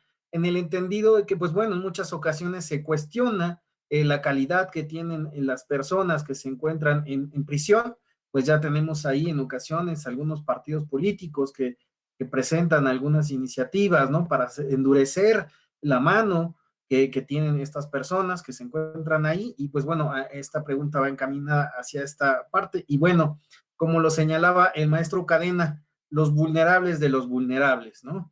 Personas que están en vulnerabilidad, en doble o triple vulnerabilidad, porque no solo hay personas que están privadas de la libertad sin haber sido sentenciadas, sino que también son personas indígenas, son personas mujeres, ¿no? Y bueno, ahí tenemos a los vulnerables de los vulnerables, ¿no? En este caso, pues bueno, ¿qué otras medidas se podrían implementar para este tipo de poblaciones, ¿no? Que se encuentran privadas de la libertad y que estarían dentro de los derechos político-electorales que correspondería tutelar al TPJF. Les agradezco muchísimo, entonces no sé quién quiera responder en primer lugar. La maestra Nancy, el maestro Cadena, quien levante la manita. Sí, en el mismo orden, ¿no? ¿En el mismo orden? Ok, Sí. muy bien, por favor, maestra Correa. Sí, ay, pues en primer lugar, digo, muy interesante lo que nos dijo la maestra Claudia. Es muy nutritivo, por decirlo de alguna forma, para quienes estamos en el área jurisdiccional, escuchar la voz de la academia y además con estos datos tan precisos que nos proporcionó respecto al cumplimiento que le ha dado el INE en esta etapa piloto.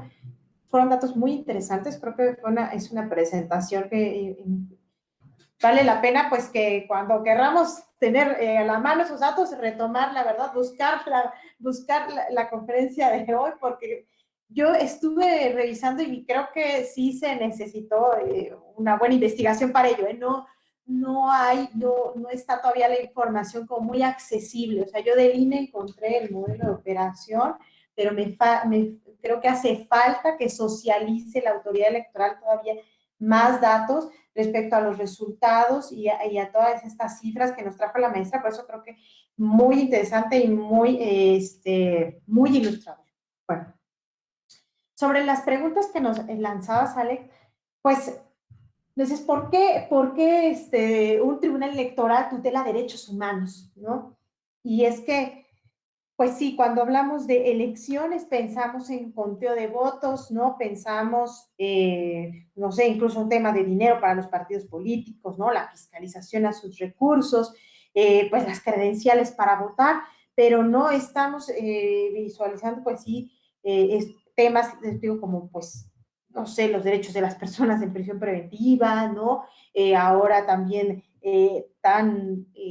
no vamos a decirlo de moda, pero sí que ha sido un tema bastante discutido, el tema de violencia política, ¿no? Contra las mujeres, el tema de género, el tema también de los menores. Bueno, es toda una agenda pues de derechos de personas que históricamente pues han sido relegadas en un reconocimiento de derechos. Pero me parece que es lo más natural. ¿Por qué? Porque cuando tú pones en manos de una autoridad jurisdiccional un caso, es deber, o sea, o debería ser el deber de toda autoridad jurisdiccional que lo leyera siempre en clave de derechos. Siempre que llega un caso a un tribunal, tiene que ser en clave de derechos. Aún cuando estemos hablando de un tema de, ¿qué? De fiscalización. Aún cuando estemos pensando entonces de si es que el tema de presentó a tiempo o a destiempo un informe de gastos, ¿eso qué tiene que ver con derechos humanos? Pues tendría que ver a lo mejor con un debido proceso, se le notificó, ¿no? Le dieron la oportunidad de contestar, ¿cómo le notificaron? Eso es debido proceso.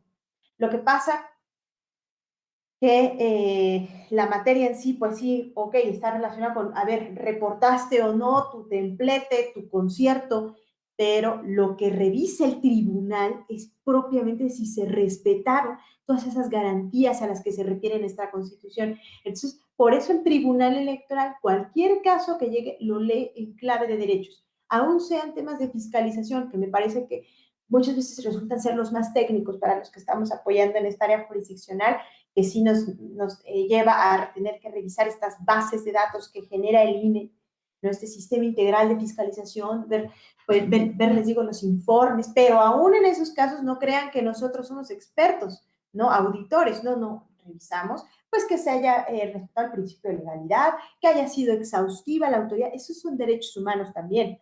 Ahora, lo que ha pasado con el Tribunal Electoral es que el espectro de protección se ha ido ampliando.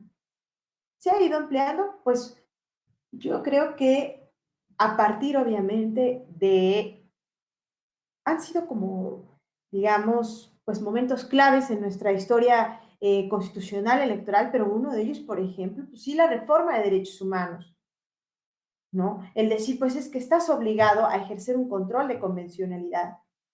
Todo eso, pues, ha llevado a las autoridades jurisdiccionales a también aterrizar estos criterios convencionales, estos pactos firmados por el Estado mexicano y decir, también son vinculantes y también tienes que hacer, como bien decía ya Jesús, este diálogo.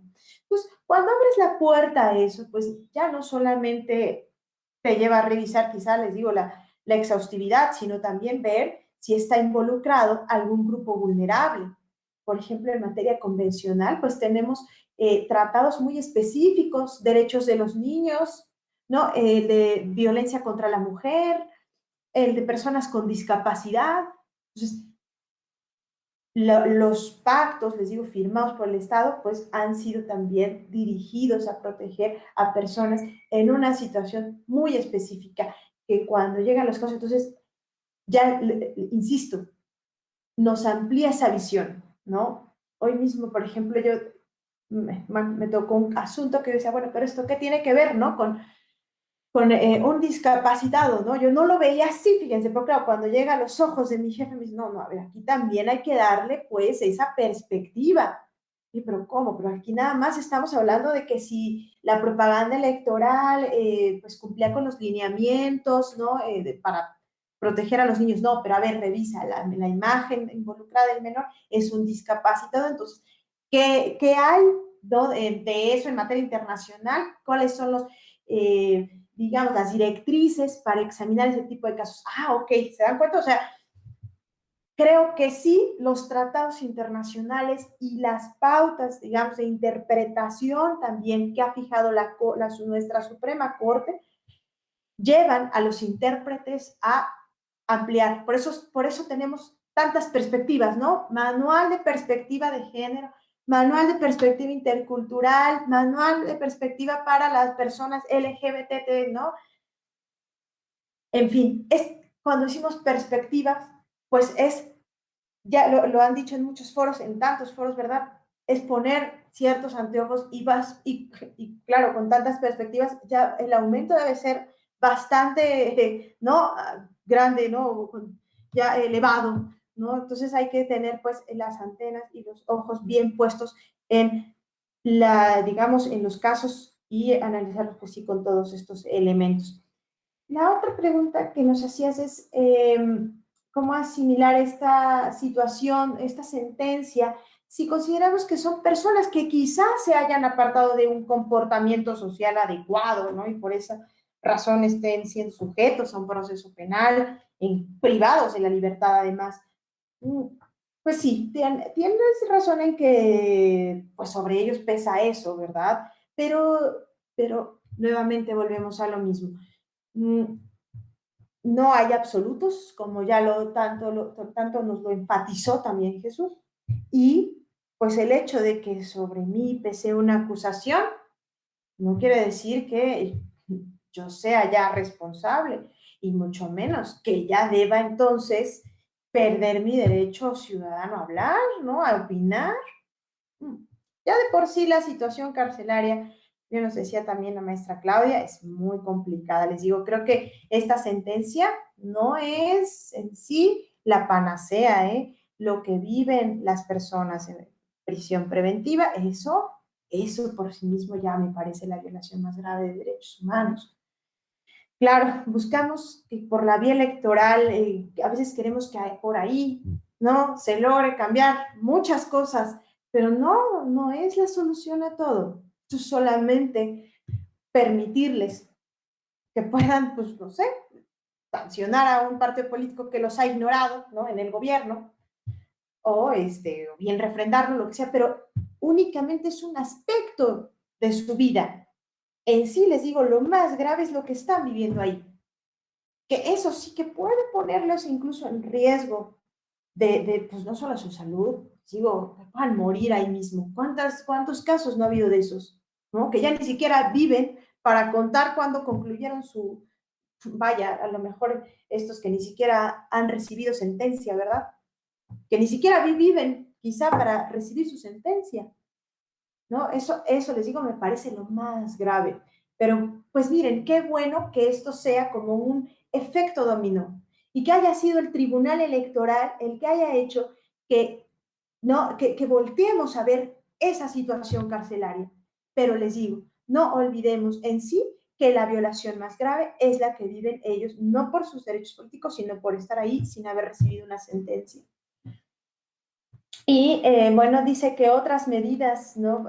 Para esta población, pues, como te decía, esto de los derechos, de sus derechos políticos es solamente una parte de eso, ¿no? Y esperemos, pues, que yo estoy segura que para 2024 el INE subsanará estas críticas que, bueno, sí, era natural, por eso es un programa piloto, de eso se trataba, ¿verdad? De ver en qué podían mejorar áreas de oportunidad en esto que realizaron este voto anticipado, ¿no? Es decir, ellos votaron desde el 17, 18, 19 de mayo y pues apenas serán contabilizados sus votos el día de la jornada electoral. Habrá que ver entonces qué otras formas puede el INE mejorar en el tema de los observadores electorales, en el tema de la información, un voto informado, ver qué es lo que se les está haciendo llegar para que puedan saber sus opciones políticas, porque únicamente decir, bueno, el partido es esto, no, pero pues ellos estaban votando por candidatos y candidatas a diputados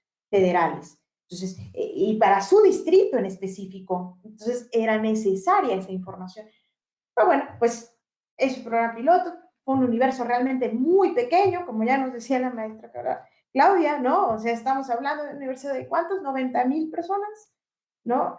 Les digo, esto para los partidos, ¿ustedes creen? El 2024, ¿sí eran cuántas, perdón, la maestra? 760 y algo que ¿Pero que pueden votar para el 2024? Apenas van a ser, yo creo, presumo, van a seguir haciendo los pilotos, porque de este universo de 2.600 que estaban en su padrón, fueron eliminando para que quedaran en la lista nominal. En la lista nominal quedan las 949 y ya de pues voto ejecutado 766. Pero para 2024, ¿cuántas debería? Bueno. El padrón tendría que considerar que eso es la problemática a la que se está enfrentando INE, es exactamente considerar a las 90,000 personas que se encuentran privadas de su libertad en condición de prisión preventiva al día de hoy. Sí, el problema es lo de quién tiene credencial, ¿no? No, y aparte la movilidad de la población penitenciaria. La movilidad de la población, claro, que los que ya reciban sentencia, claro. Sí. O sea, no hay un universo fijo y que es sumamente importante, ¿no? Claro, pero creo que para los partidos políticos no va a ser, pues, no va a pasar desapercibido. Yo sí creo que van a generar agendas, pues, específicas para llevarles, pues, información a estas personas. El tema del voto, ustedes saben, eso es muy, muy, muy importante para los partidos. Lo estamos viviendo, dan todo por un voto. Entonces, créanme, va a ser tema. Y también está siendo tema, en realidad, también ya de reforma constitucional. Por ahí sabía que hay una iniciativa justamente para modificar este artículo 38 constitucional, ¿no? Que considera, pues, que están suspendidos sus derechos políticos desde que están sujetos a un proceso. Entonces, entiendo la reforma iría por ahí, pero bueno, es una iniciativa. Entonces, bueno, se dan cuenta, pues hay varias áreas, ¿no? O varios frentes para, pues, lograr llevar a buen puerto y decir que en México no solamente de una manera, pues sí, de aplauso nada más, decir que ya reconoció el derecho de las personas en prisión a votar, ¿no? En prisión preventiva. Pues gracias, Alex. Muchísimas gracias, maestra. Le daremos la palabra al maestro Cadena Alcalá. Por favor, maestro. Gracias, Alex. Trataré de ser muy, muy breve. Creo que Nancy ya nos ganó todos los comentarios al respecto de las preguntas. Yo trataré de ser muy, muy contundente al respecto. El primer comentario, la primera pregunta de por qué es importante que un tribunal electoral tutele derechos, pues me parece que primero hay que visualizar que el tribunal está vinculado a la protección de la Constitución. Es un tribunal constitucional. Bajo esa tesitura, pues, gran parte de la Constitución, pues, se encuentra construida a razón de un catálogo de derechos. Y entre ese universo de derechos que encontramos una pluralidad de diferente naturaleza y contenido de los mismos, pues encontramos los derechos políticos. Principalmente, pues, el derecho a votar y el derecho a ser votado. Bajo esa tesitura, pues este tribunal electoral se encarga de garantizar esos derechos, que precisamente las autoridades, los partidos políticos, respeten el marco constitucional y respeten el contenido de esos derechos. Y cuando no lo hacen, entonces la ciudadanía, porque estos son derechos que se ejercen por ciudadanos, eso hay que recalcarlo, ¿no? La ciudadanía tiene la facultad de acudir pues a diferentes mecanismos que prevé la propia Constitución para tocar las puertas del tribunal y decirle, oye, tal partido está actuando mal, la autoridad administrativa electoral está actuando mal, el tribunal electoral de una entidad federativa resuelve un caso mal. Entonces tenemos la oportunidad de acudir al tribunal electoral para que en una última instancia, siendo guardián de la Constitución, decida sobre el actuar de las autoridades, de los partidos políticos, y también decida sobre si existe una vulneración o no a los derechos político-electorales. Entonces, por eso se convierte, yo diría, en un guardián de la Constitución y en específico de los derechos político-electorales. La segunda pregunta, que estaba relacionada precisamente con este tema tan importante de por qué existe una impresión de la ciudadanía, digamos, desde una visión sociológica, de un repudio, un rechazo hacia a las personas que cometen delitos, me parece que se debe a un fenómeno social. Existe un alto índice delictivo a nivel nacional y creo que con la pandemia se ha exacerbado mucho más. ¿Por qué? Porque no hay oportunidades laborales, porque no hay oportunidades educativas, porque también existe un fenómeno social de violencia en el hogar, de violencia en las calles, de violencia en múltiples escenarios. Y entonces me parece que eso ha llevado a que la sociedad en general o gran parte de la sociedad pues muestre un rechazo sobre las personas que cometen este tipo de delitos. Pero lo decía Alexander en un inicio y me parece que dio la respuesta implícita en la pregunta. Las personas que cometen delitos no dejan de ser personas. Y por ese simple hecho hay que garantizarles sus derechos. Entonces, si yo me encuentro en un proceso en el que no se ha definido mi situación jurídica, pues no existe oportunidad para restringir derechos fundamentales, como por ejemplo puede ser el derecho a votar. Bajo esta premisa, pues también existen una amplia gama de derechos que se tienen que garantizar en los procesos y eso nunca hay que olvidarlos. La presunción de inocencia es un eje rector del proceso y del sistema acusatorio. Pues bajo esta tesitura nunca debemos olvidar de que la persona que comete un delito, aún con sentencia condenatoria, deja de ser persona y sigue disfrutando de múltiples derechos. Ahora, derechos relacionados con la reinserción social, que tenemos un nuevo modelo establecido en el artículo 18, que lo decía la maestra Claudia, cuando nos enfrentamos a la materialización de los derechos en las políticas públicas, ahí es cuando hay una barrera impresionante. ¿Por qué? Porque en los centros penitenciarios hay un sinfín de categorías de protección. No solamente personas indígenas o mujeres, personas con discapacidad existen. ¿Y a poco existen las condiciones en los centros penitenciarios para que estas personas ejerzan sus derechos de manera correcta? Me parece que no. También existe un fenómeno, por ejemplo, en el que las mujeres que se encuentran en prisión pues deben de disfrutar una relación continua, una relación cercana con sus hijos y es un fenómeno al que nos enfrentamos cotidianamente y que en muchas ocasiones no se cumple. No existe esta separación gradual entre la mujer y el niño, sino que la autoridad administrativa la corta de tajo y dice, ¿sabes qué? Pues ya no puedes convivir. Bueno, y el interés superior del menor ahí, ¿cómo se protege? Hay múltiples fenómenos que, digamos, se pueden visualizar en los centros penitenciarios y por eso es que la Corte Interamericana en múltiples casos ha sido muy contundente al establecer que estos grupos de protección también son categorías protegidas. Digamos, se incluyen en la lectura del artículo 1.1 y hay que garantizarles en un mayor grado el principio de igualdad y la prohibición de discriminación, porque son grupos que históricamente han sido discriminados, que no se les garantiza sus derechos.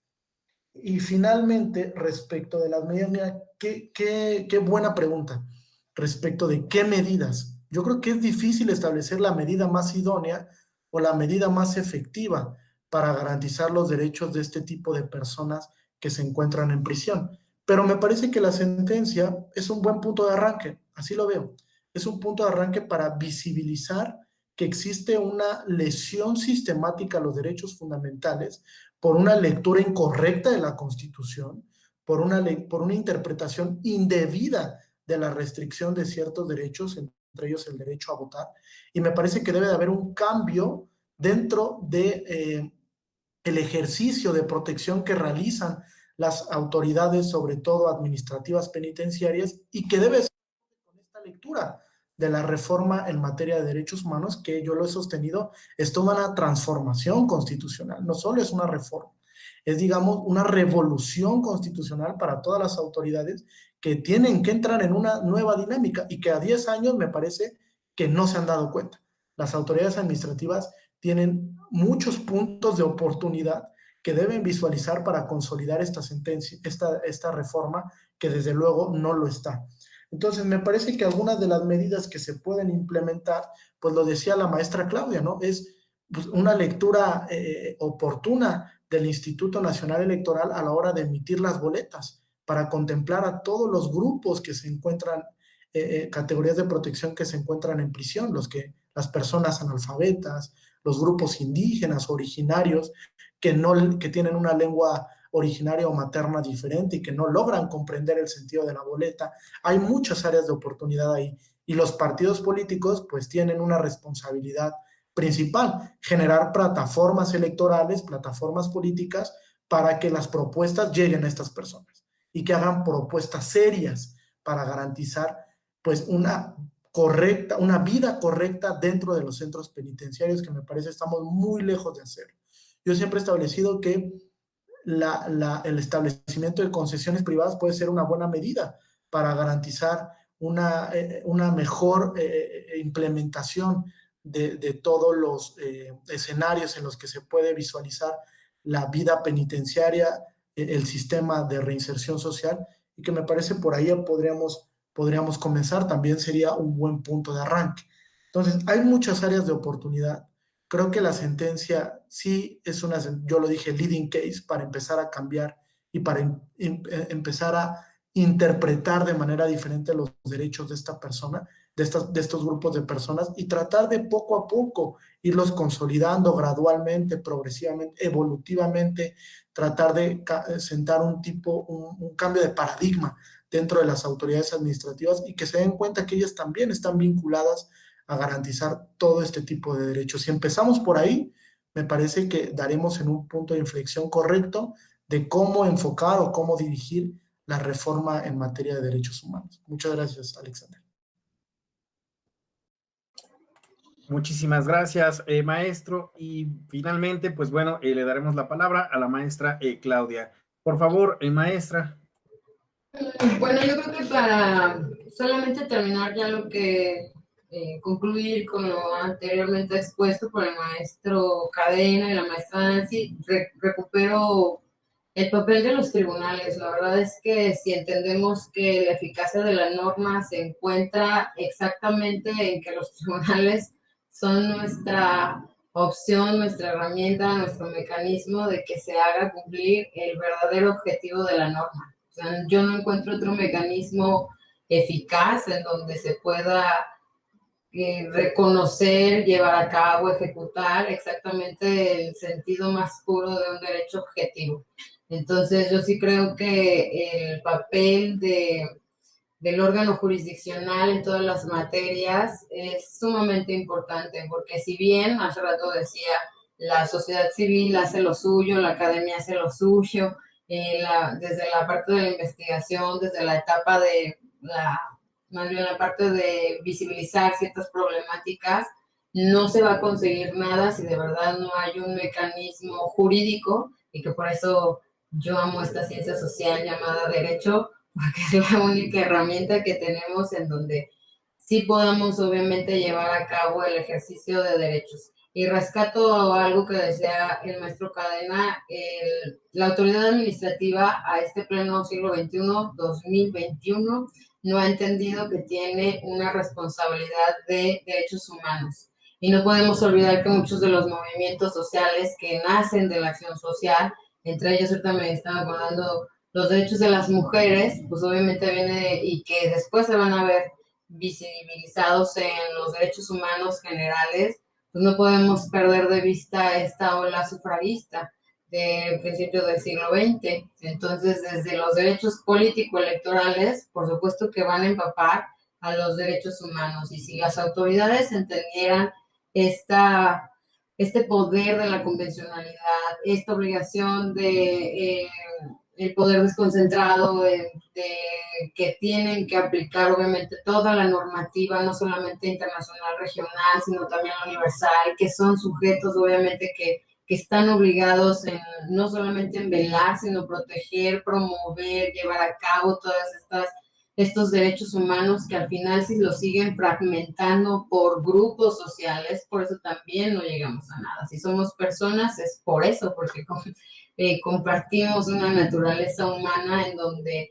todos sufrimos en las emociones, en el sentido intelectual, en la mente, no porque algunos estén presos, libres, niños, mujeres.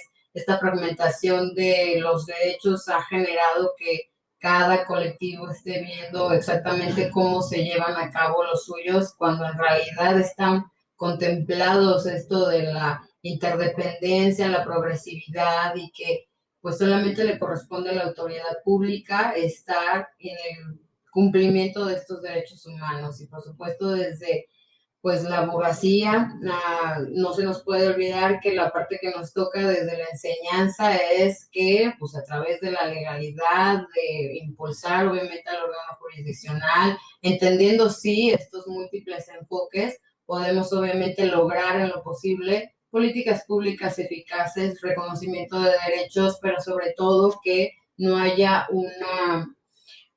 una situación de retrospectiva de derechos. Si ya avanzamos hasta llegar acá, que por supuesto es un precedente importante, la sentencia, no se puede obviamente dejar de luchar desde lo judicial, que pues por supuesto en eso se están formando, sin tampoco perder de vista los otros enfoques de las otras ciencias sociales, que son los que nos alimentan para poder obviamente dar los argumentos fundados y motivados. Y pues en el caso de esta población penitenciaria, hacer visible sobre todo su contexto, porque el hecho de que hablemos desde autoridades, a veces, exactamente decía la maestra Nancy, se pierde de vista.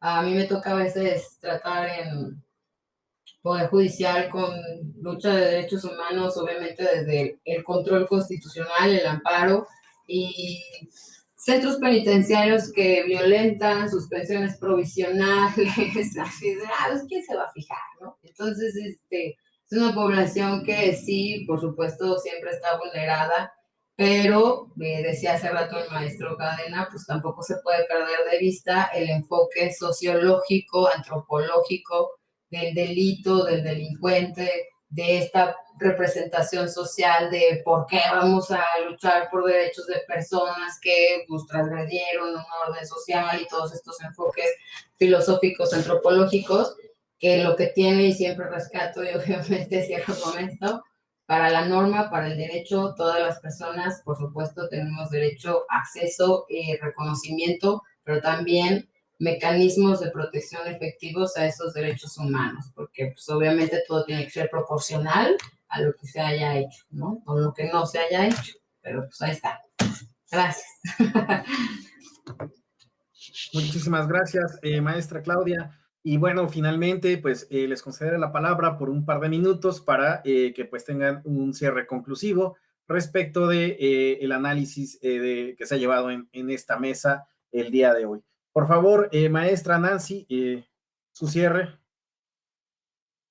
Pues muchas gracias, Alex, y agradecida, como siempre, con la Escuela Judicial, porque además nos pone en mesas con personas de todo el nivel, donde no solamente uno viene a exponer, sino vienes también te da la oportunidad de aprender. Entonces, pues gracias por esa oportunidad y pues espero que hayamos logrado el objetivo de transmitirles la importancia de esta sentencia y el estatus, ¿no?, en el que nos encontramos con este programa piloto, que por primera vez entonces ya habrá personas en prisión preventiva que habrán votado para este proceso electoral. Entonces, mucho que celebrar, no todo es crítica, también hay cosas buenas y hay que cantarlas en voz muy alta, porque las críticas siempre son muy, ¿cómo decirlo? Tienen todo el megáfono del mundo, pero también deberían tenerlo las cosas buenas, como esta.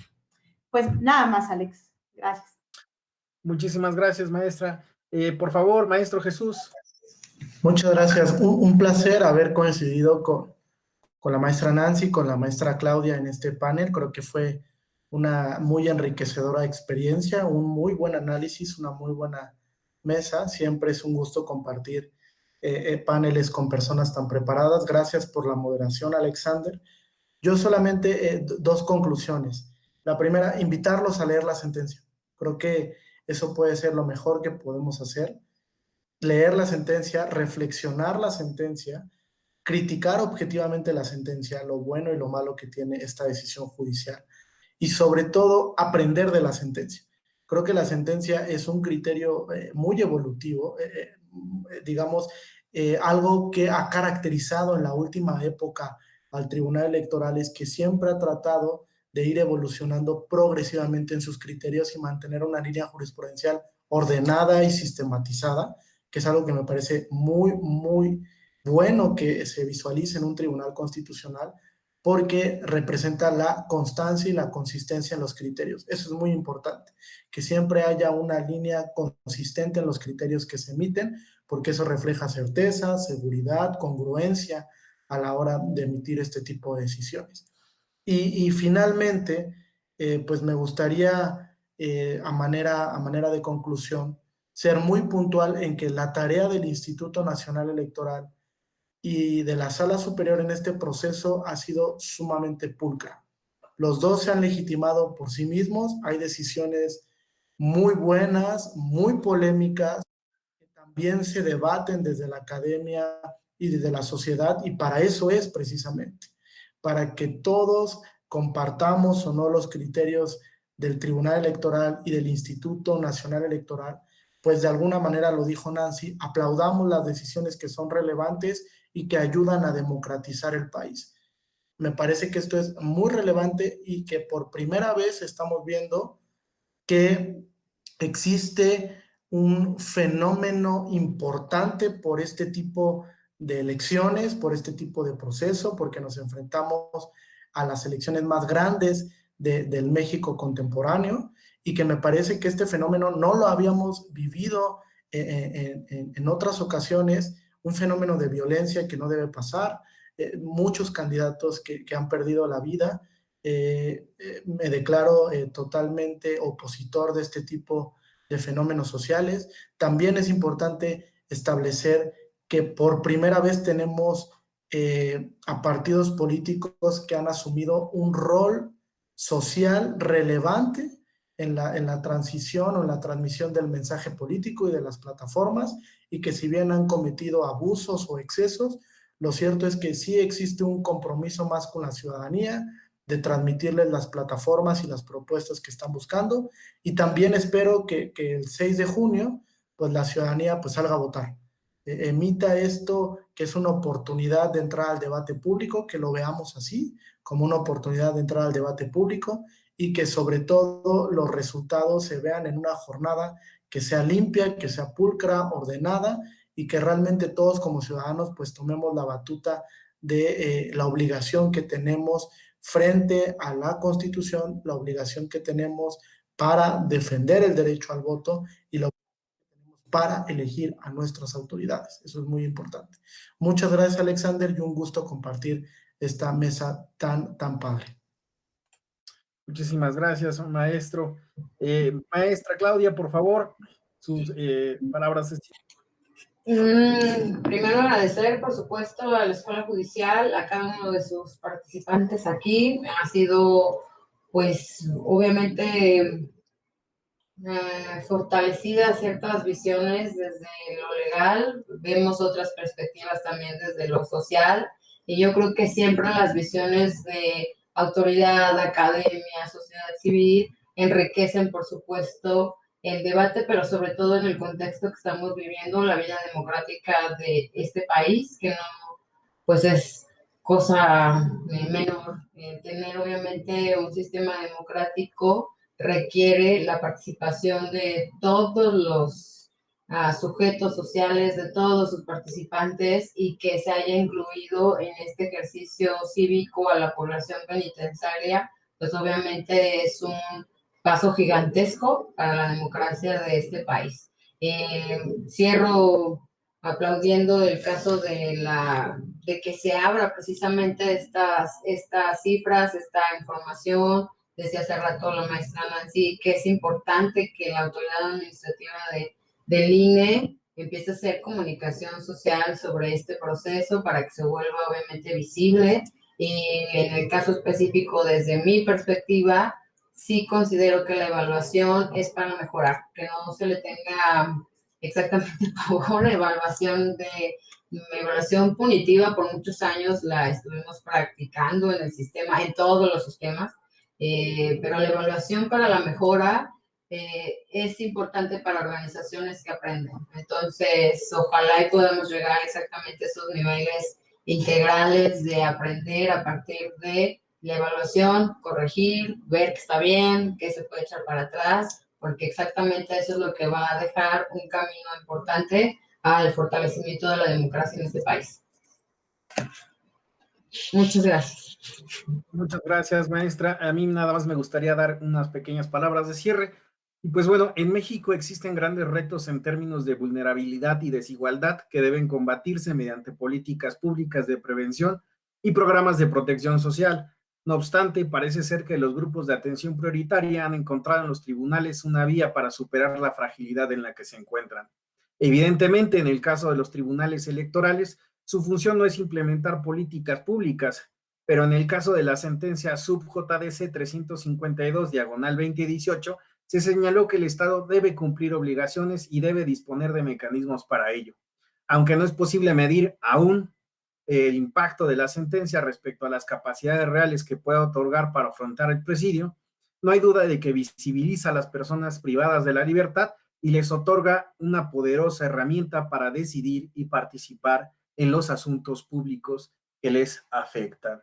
Les agradezco, muchísimas gracias, maestra Nancy Correa, maestro Jesús Ángel, maestra Claudia, de su participación el día de hoy. Asimismo, le pido a todos los alumnos, las alumnas de la FES Aragón, así como de otras universidades que estén interesados en materia electoral, pues sigan las actividades de la Escuela Judicial Electoral, así como toda la actividad que tiene el Tribunal Electoral del Poder Judicial de la Federación y que está abierta a todos. Sin duda alguna, es un tribunal abierto y pues ahí está tanto materiales como blogs, como muchos medios para participar o de enterarse de las decisiones que este tribunal emite. Les agradezco muchísimo, hasta pronto y espero verlos físicamente y poder darles un abrazo. Muchas gracias, hasta pronto, adiós.